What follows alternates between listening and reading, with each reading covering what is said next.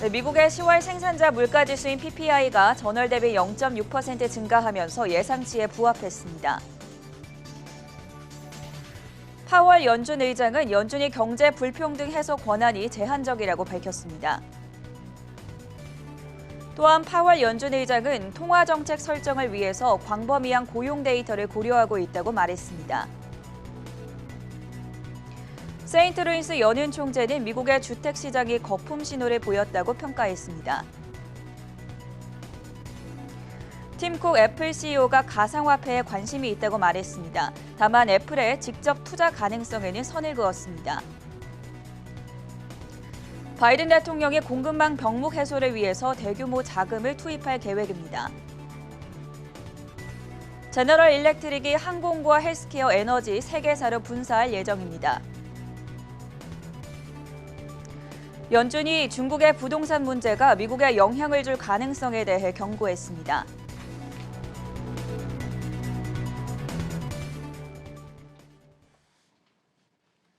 네, 여러분 안녕하십니까? 수요일 굿모닝 한경 글로벌 마켓의 전세원입니다.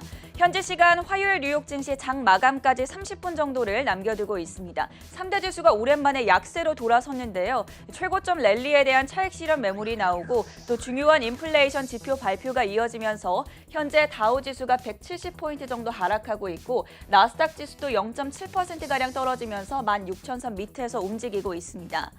오늘 공개된 미국의 10월 생산자 물가지수 PPI가 월가 예상치에 부합하는 증가세를 보였죠. 내일은 소비자 물가지표가 발표되는 만큼 인플레이션과 관련한 지표를 확인할 필요가 있겠습니다. 한편 오늘 파월 연준 의장이 한 컨퍼런스 개막 연설을 가졌는데 통화 정책에 대한 구체적인 발언은 내놓지 않았습니다. S&P 500 지수는 9거래일 만에 하락으로 전환된 모습입니다. 어제 기준으로 2021년 올해 들어서만 64번째 사상 최고치를 기록했었는데 8거래일 동안의 강세장을 어제로서 마무리하고 오늘은 마이너스권에서 움직이고 있습니다. 4,678포인트 지나가고 있습니다. 자, 맵을 통해서 간단하게 종목별 흐름 체크해 보시면 오늘 테슬라가 11% 넘게 급락하고 있습니다. 하지만 천슬라 $1,000는 유지하고 있습니다. 반면에 아마존이 좀 눈에 띄는 강세를 보여주면서 오늘 2% 넘게 상승하고 있고요.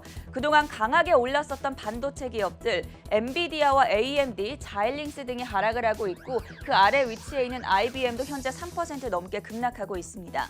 자, 마지막으로 어제 실적을 발표했던 페이팔이 실망스러운 가이던스 제시에 역시나 급락하고 있습니다. 11% 정도 약세를 보여주고 있고요. 전반적인 금융주들이 오늘 부진한 하루를 보내고 있습니다. 좀 더 자세한 종목별 이슈들 체크해 보시죠. 강수민 캐스터 연결돼 있습니다.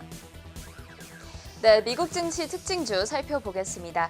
상승 랠리를 펼치던 뉴욕 증시가 오늘 장에서는 하락하고 있는데요. 먼저 섹터별로 살펴보겠습니다. 오늘 장에서는 11개 섹터 중 6개 섹터가 상승, 5개 섹터가 하락하고 있습니다. 유틸리티주와 부동산주가 상승을 주도하고 있는 반면 임의 소비재와 금융주, 기술주는 부진한 흐름을 보이고 있습니다. 오늘도 장중 52주 신고가를 기록한 기업들 확인해 보겠습니다. 최근 장중 신고가를 여러 차례 기록했던 세일즈포스와 쉐브론 보이고요. 엔비디아와 퀄컴 등 반도체 회사들도 장중 신고가를 기록했습니다. 베스트바이와 최근 호실적을 발표했던 미국 화장품 제조업체 코티도 보입니다. 자동차 기업 포드와 제너럴 일렉트릭도 장중 신고가를 기록한 모습입니다. 그럼 바로 이어서 개별 특징주 살펴보겠습니다. 먼저 페이팔입니다. 페이팔이 3분기 실적을 발표했습니다. 주당 순이익은 시장 예상을 3% 상회했지만 매출은 시장 예상치를 1% 하회하면서 오늘장 11% 넘게 급락하고 있습니다. 4분기 전망과 2022년 가이던스는 월가 기대에 미치지 못하며 실망스럽다는 평가를 받았습니다. 네, 다음 소식입니다. 가상화폐 시가총액 1, 2위인 비트코인과 이더리움이 나란히 사상 최고가를 또다시 경신했습니다.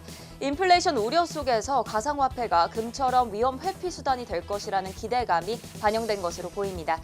비트코인은 사상 처음으로 68,000달러를 넘어섰다가 현재도 올라서고 있는 모습입니다.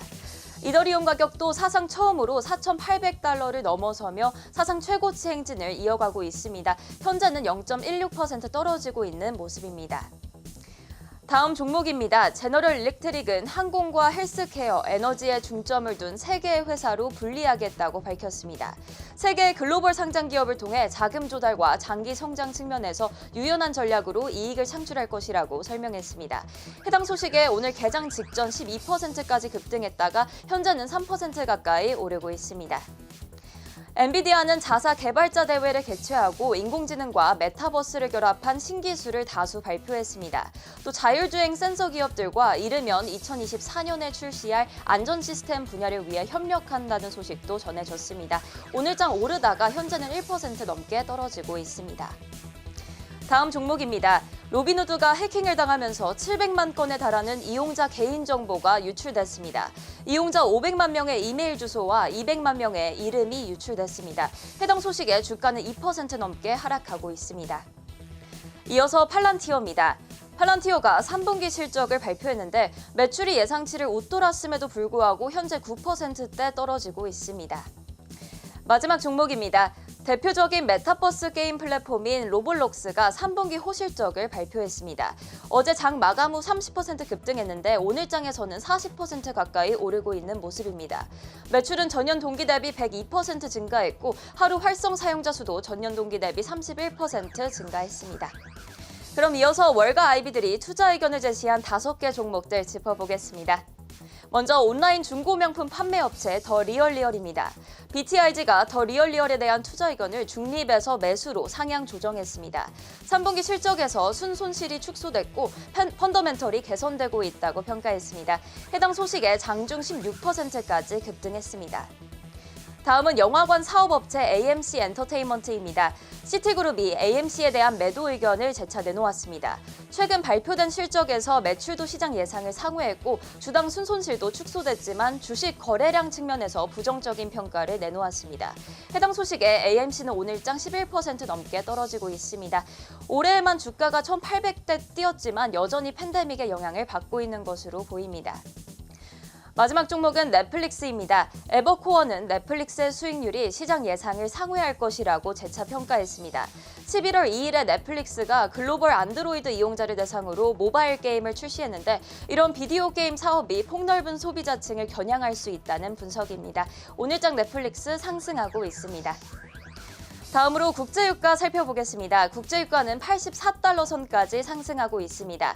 팬데믹 이후 경제 회복세와 함께 수요는 늘고 있는 반면 공급은 부족한 상황이 이런 상승세를 견인한 것으로 보입니다.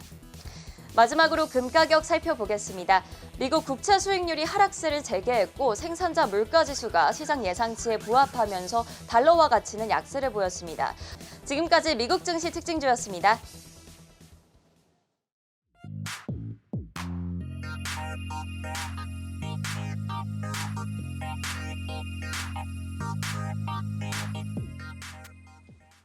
(24시간) 잠들지 않은 해외 투자 뉴스를 전해드리는 굿모닝 한경 글로벌 마켓 시간입니다. 오늘 시장에 영향을 미치고 있는 주요 이슈들 확인해 볼 텐데요. 먼저 첫 번째 소식입니다. 파월 연준 의장이 페드의 경제 불평등 해소 권한이 제한적이다. 어제에 이어서 또 경제 불평등 이야기를 했습니다. K자형 경제 회복 이런 말을 언급을 했었는데 어떤 소식이었습니까?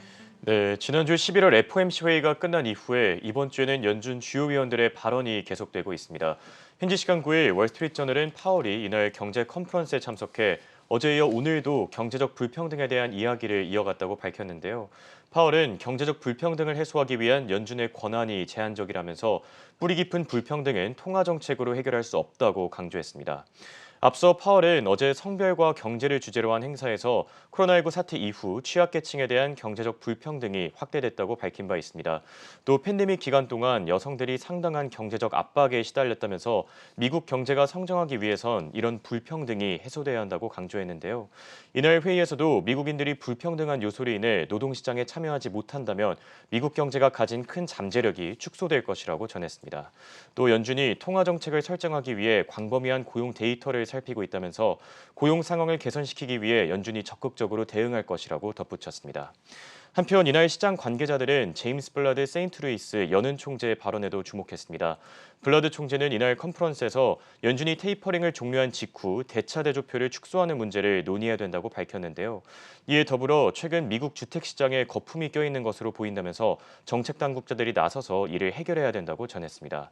이어서 연준이 내년 중에 기준금리를 2차례 인상할 것으로 보인다면서 인플레이션을 통제하기 위해 연준이 더 발빠른 조치에 돌입해야 된다고 강조했습니다. 마지막으로 오늘 발표된 미국의 주요 경제지표까지 살펴보겠습니다. 미국 노동부는 이날 미국의 10월 생산자 물가지수가 전월 대비 0.6% 올랐다고 밝혔는데요. 이는 월스트리트저널이 집계한 예상치인 0.6%와 부합하는 수준이었습니다.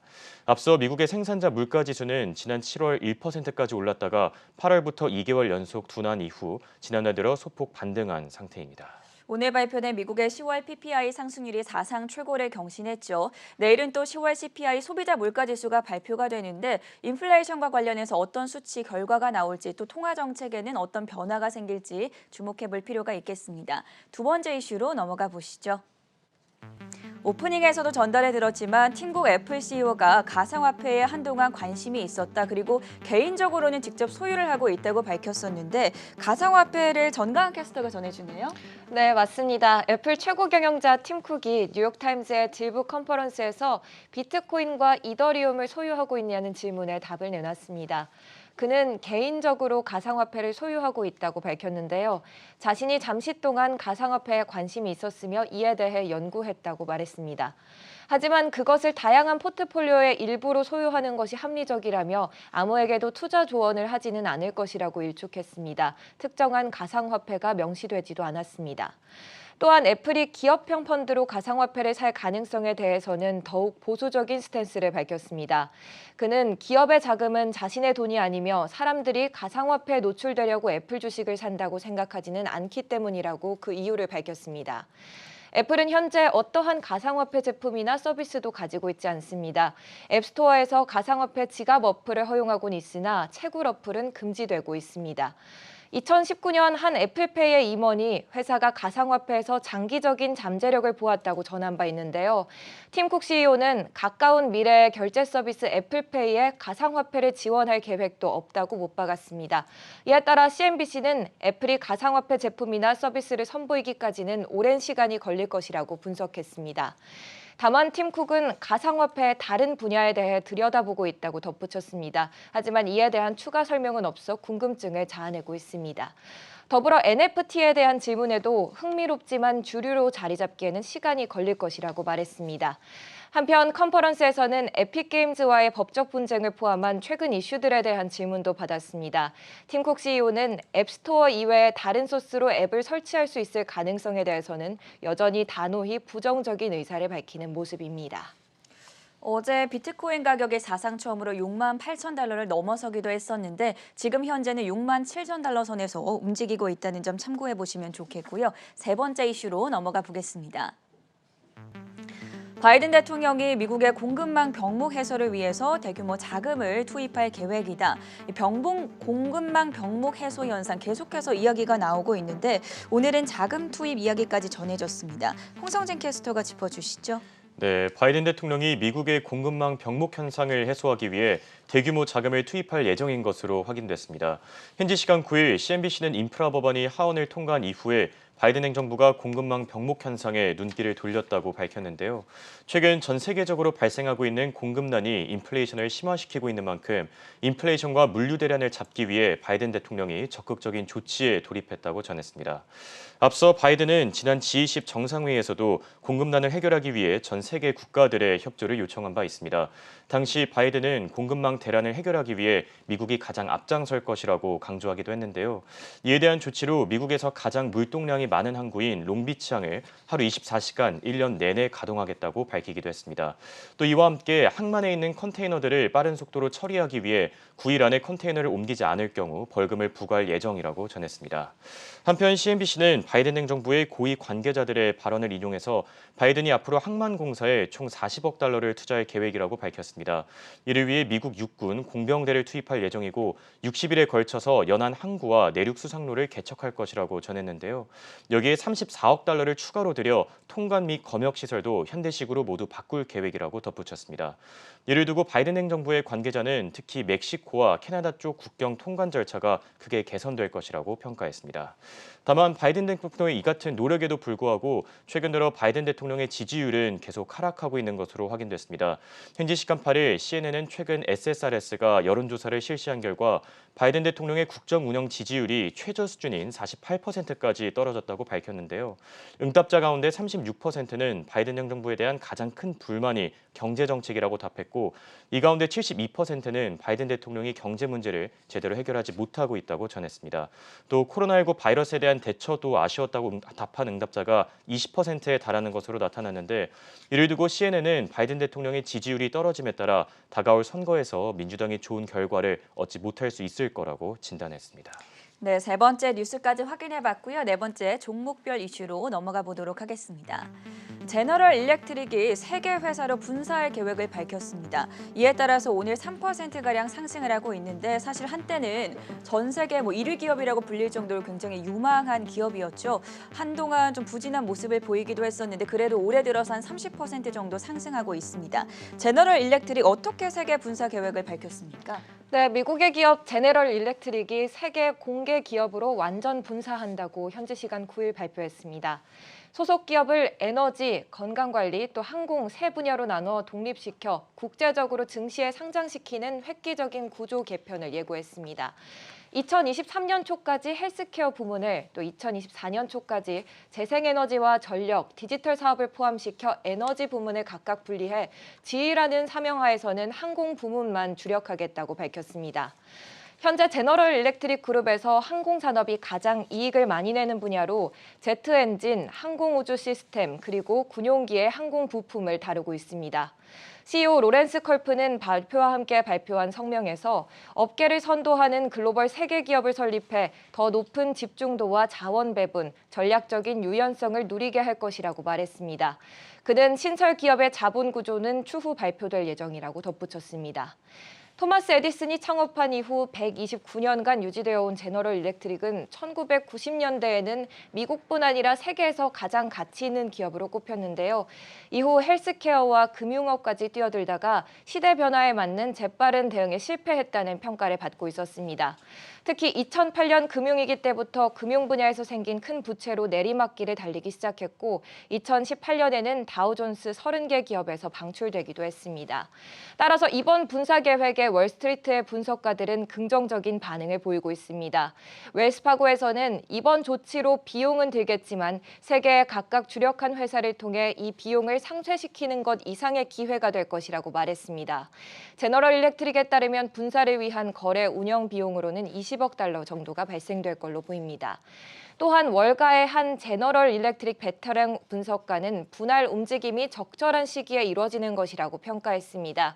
특히 이번으로 볼 때 미국의 대기업 시대는 끝났다며 각 시장에서 강력한 리더인 회사에 더 나은 가치가 있을 것이라고 전망하기도 했습니다.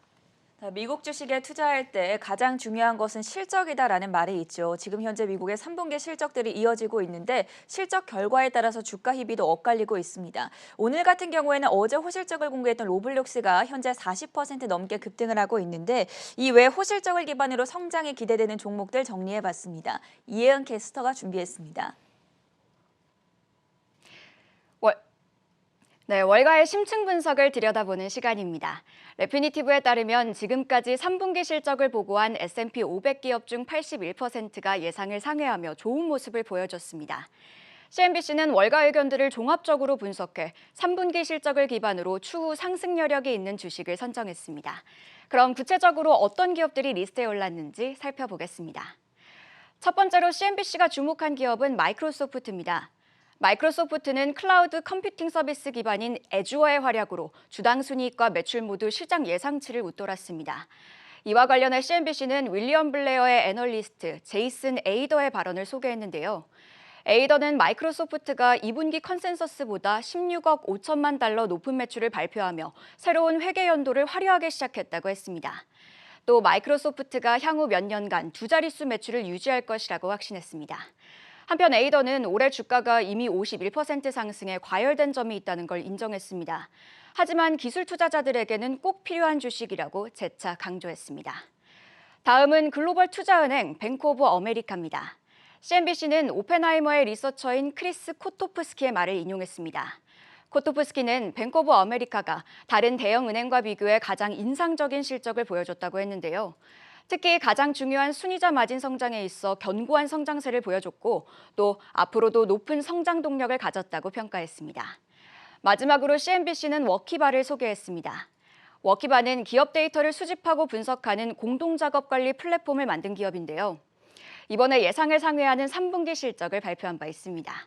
베어드의 애널리스트 롭 올리버는 워크바의 목표 주가를 165달러에서 190달러로 상향 조정했고 워크바가 연간 가이던스를 상향 조정하는 등 매우 견고한 분기를 보냈다고 말했습니다. 워키바는 올해 들어 75% 상승했으며 최근 1년간 약 135% 상승했습니다. 그럼 지금까지 CNBC가 주목한 호실적 기반 성장 기대 기업들 살펴봤습니다.